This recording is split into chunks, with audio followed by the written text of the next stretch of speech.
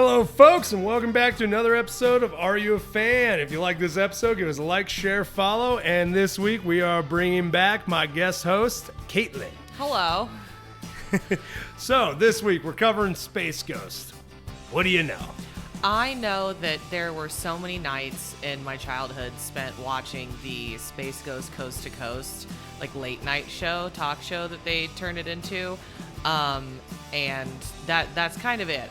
It wasn't until like later that I realized that he was like an actual character from like a separate thing. And the creators just turned it into a late night talk show.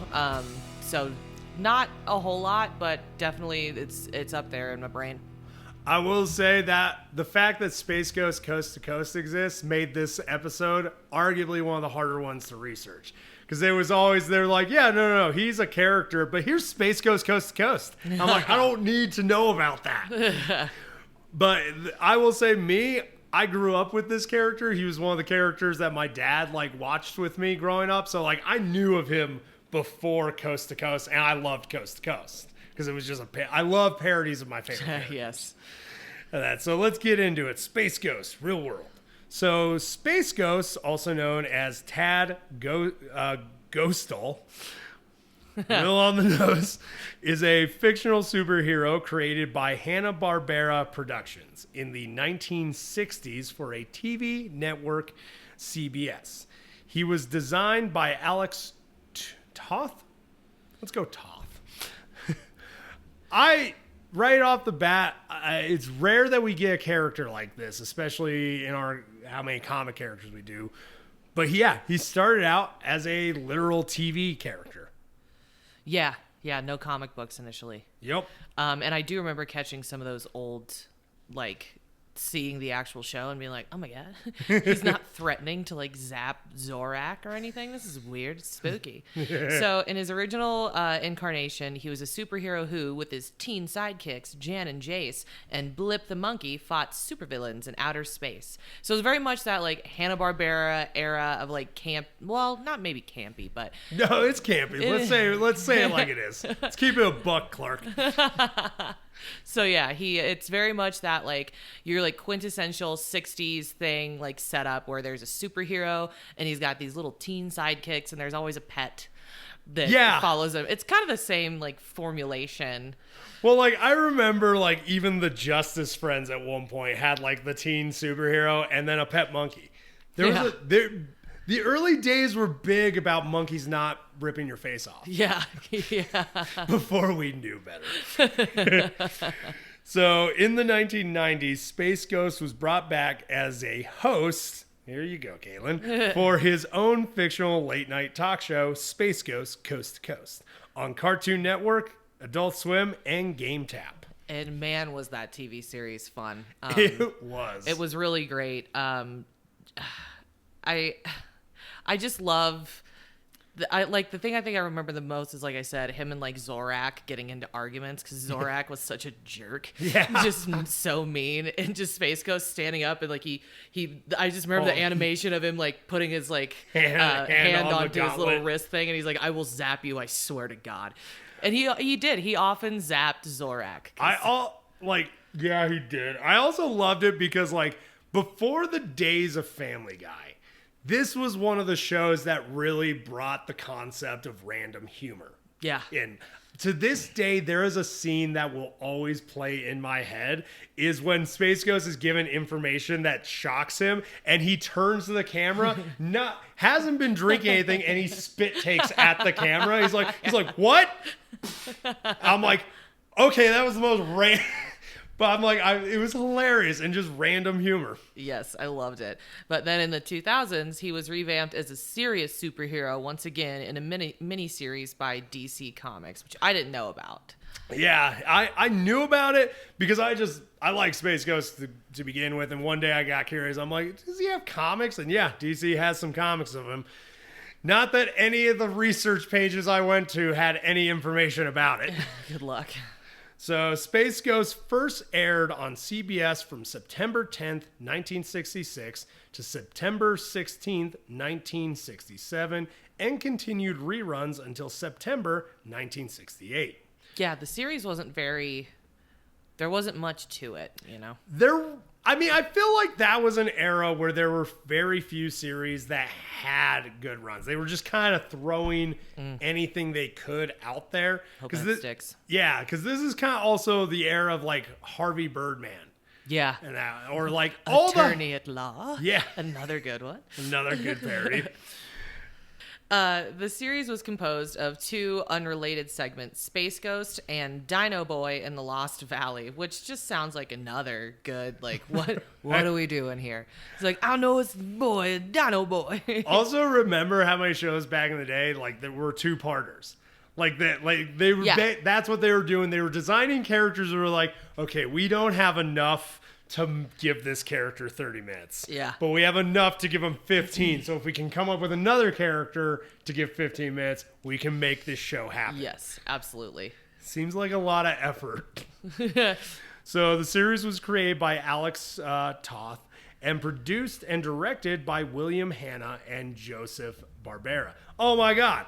That's where the name Hanna-Barbera comes from. For the longest time as a child, I thought it was just some person named Hanna-Barbera. I thought that up until now. I did the research for this episode, and I didn't put that together until I read it out loud. You were there when it happened.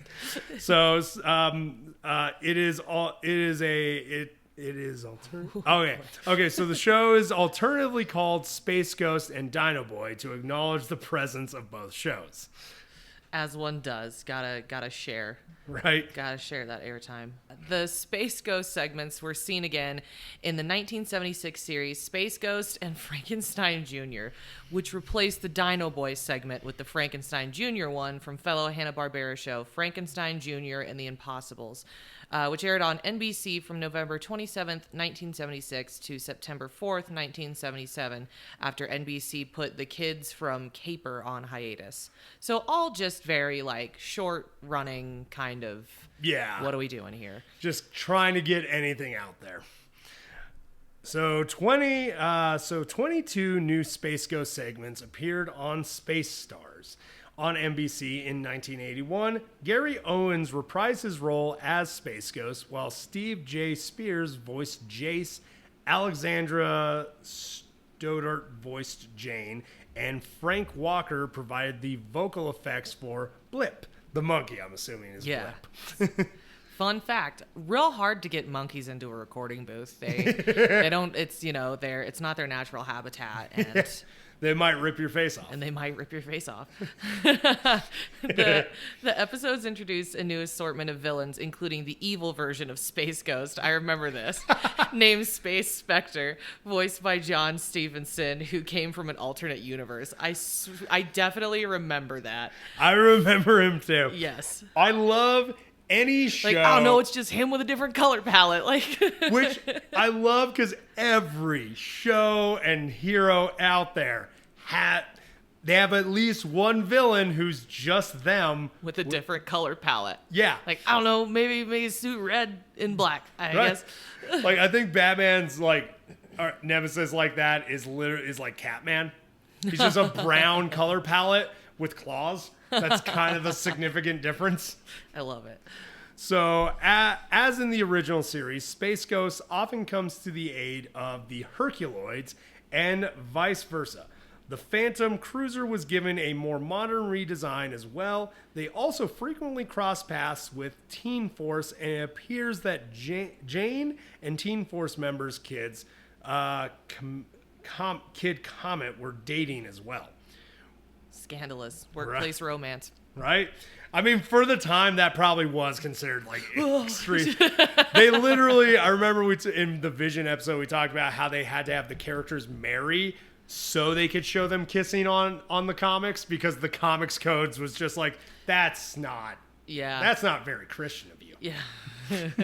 The Hays codes, I think, are all to blame for that. Also the Herculoids, man. You remember the Herculoids? I do, because I remember the other day you were doing research for this episode, and I was sitting here and you just were like, oh my God, you remember the Herculoids? And I was like, I don't think so. But then when you showed me, I definitely rang a bell. Oh, I loved the Herculoids. So on to now Space Ghost Coast to Coast. So it's an American adult animated comedy late night talk show created by Mike Lazo for Cartoon Network and hosted by a reimagined version of the 1960s Hanna-Barbera cartoon character Space Ghost. And I want to say, I don't know if it's him. It's mentioned in here somewhere. But I think I told you before, similar to the writers of Aqua Teen Hunger Force. Yep, they actually do. They do mention them later on in this. Yeah, there's a season where there's like a DVD extra where they go on. The Aqua Teens go on Space Ghosts, and it goes about as well as you would think. Yeah. I'm 90% sure that Shake gets zapped, but that's to be expected. If anybody was going to get zapped in that group, it'd be Shake. Yes. He's an antagonist. Yes. It is the first TV show to be produced by William Street, formerly known as Ghost Planet Industries, the company to start up Adult Swim in the early 2000s. So this was kind of one of Adult Swim's first shows. Yeah, and it's so funny that like when William Street as like the producers or like the production company was mentioned, it immediately took me back to like 2 a.m. after like a lot of the shows on Aqua Teen Hunger Force. They would show the William Street logo with like a bell ringing. Oh, do you remember that? That like yeah. ding, yeah, ding, like that. Just I was like, oh, core memory unlocked. Yeah, it was like an underwater submarine bell or something. Like yeah, yeah, oh yeah. God, oh wow. So, in contrast to the original 1960s series, Space Ghost, which aired as a standard Hanna-Barbera Saturday morning superhero cartoon, Space Ghost Coast to Coast is a reboot and a sequel of the series intended for teens and adults. And yeah, he would have like famous people on there and celebrities and stuff. Mark Hamill shows up on an episode. Really? Yeah. I could see that. Yeah, I remember like Mark Hamill, Steve, or who's the skater? Tony Hawk. Tony Hawk. Tony Hawk shows You know the up. famous skater Steve Hawk? Steve Eagle? It's Tony Hawk's villain. It's him in a different color palette. Wearing bright colors. Yes.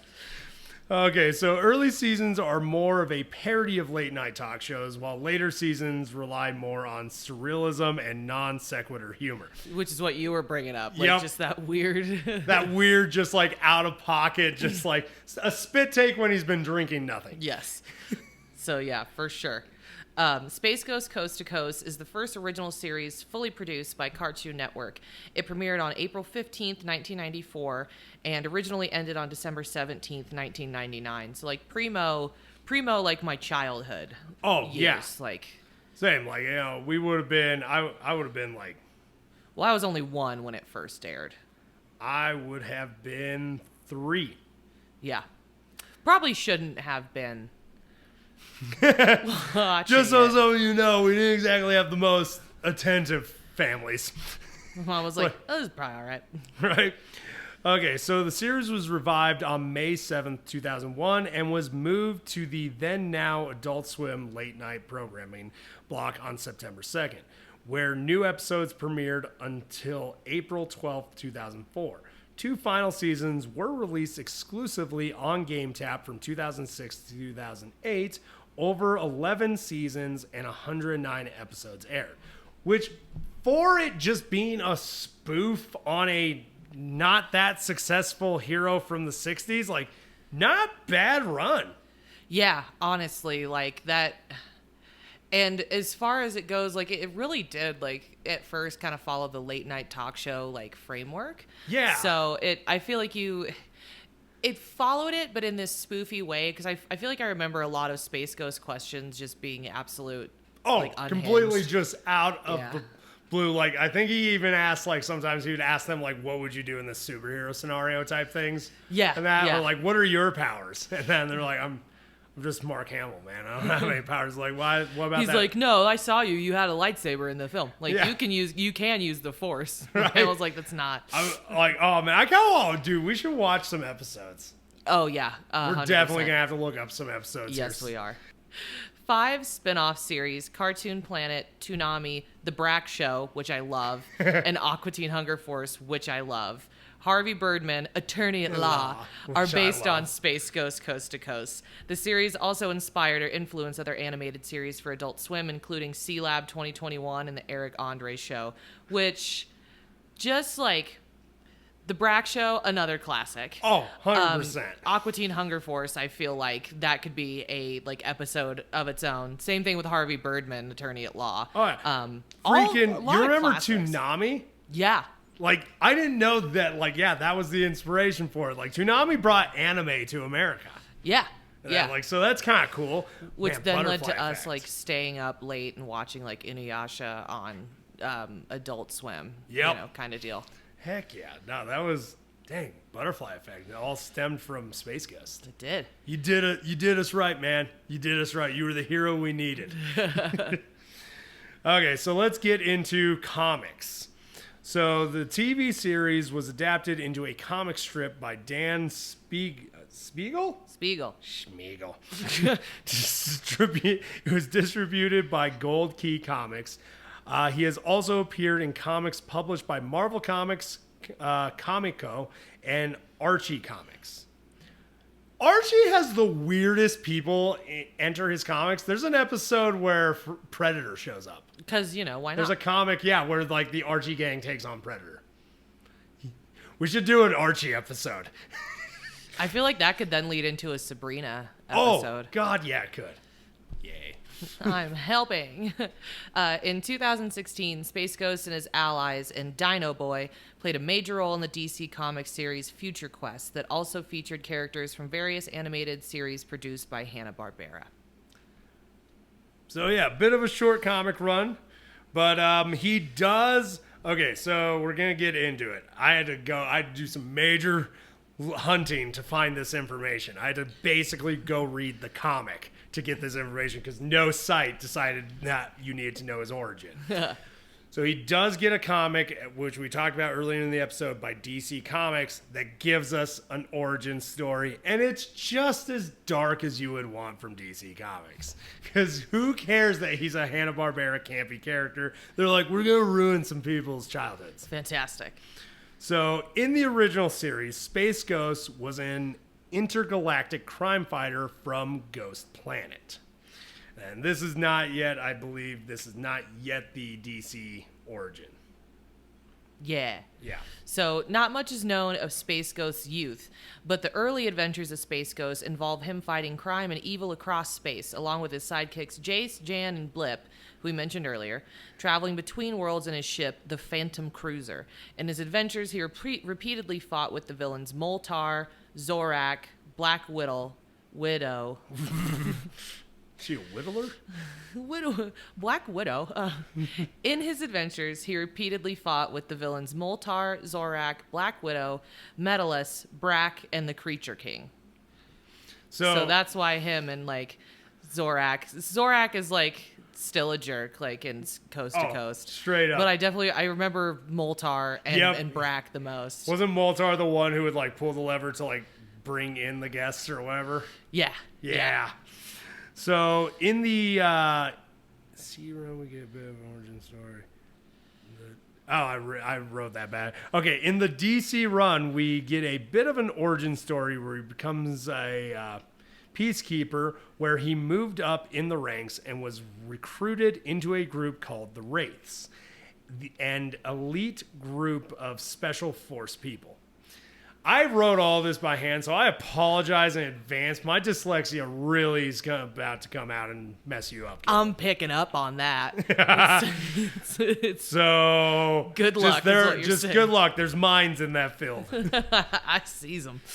So upon one mission, his partner decided to kill him and take his money. Thaddeus escapes to his wife to try and take her and his child away. Unfortunately, there were two members of the race that were waiting for him and knock him out. Yeah, they were basically cloaked and that, like, just hiding in the house, prepared to take him out. Which I'm like, after your partner tries to kill you and take your money and that, maybe, like, be prepared for that.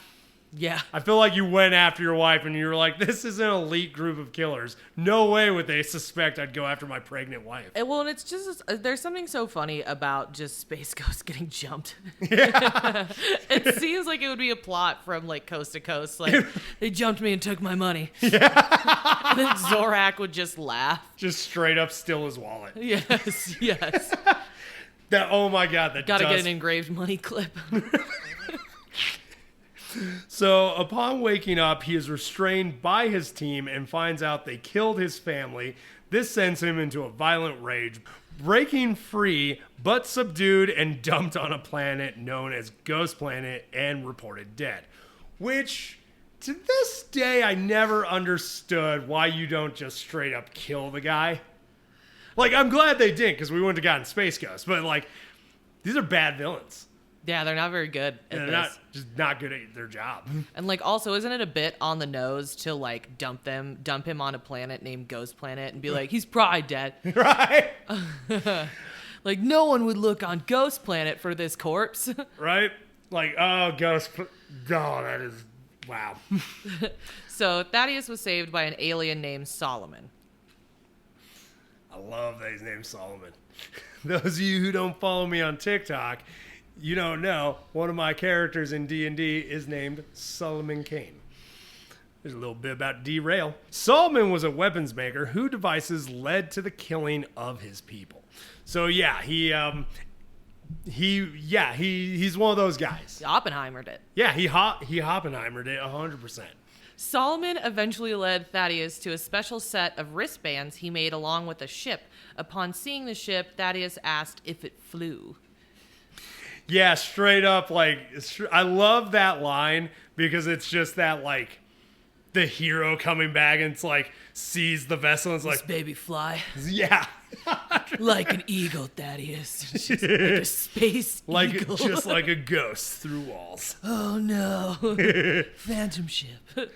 Okay, so putting the wristbands on and donning a cloak, he becomes Space Ghost. And if you look up the image from the comics, you're looking at it and you're like, oh man, whoever wrote this definitely worked on a Batman comic at one point. Yeah, he's kind of Batman without the ears and a different color palette. A little bit, yeah. Thaddeus goes after his old team, but is interrupted by an invasion of Zorathians led by Zorak.